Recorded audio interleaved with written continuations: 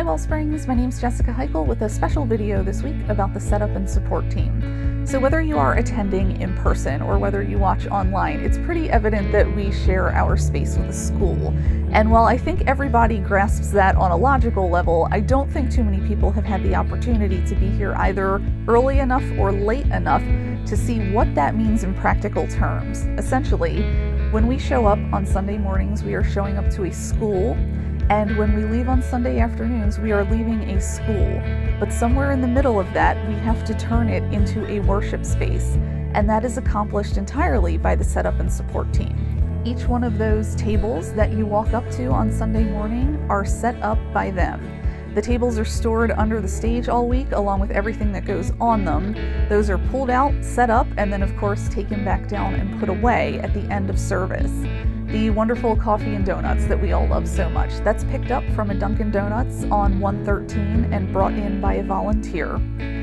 All those terrific signs that are pointing you in from the road right up to the front door where we have services, those have to be set out and of course taken back down at the end. Our chalice where we light our candle every week, and indeed even the pulpit where our ministers share their messages, all have to be set up and taken back down. And this probably sounds like a big job, and it is when there are only 2 people doing it, but I want to show you something really cool. This is time-lapse video of what it looks like when we have lots of people who just happen to stay and help. Check out how fast this goes. Chairs are one of the biggest things that the setup and support team deals with. When they show up, they walk into a room that has approximately 250 chairs set out. They pare it down to about 75 socially distanced chairs for our service, and then of course have to put them all back at the end of the service.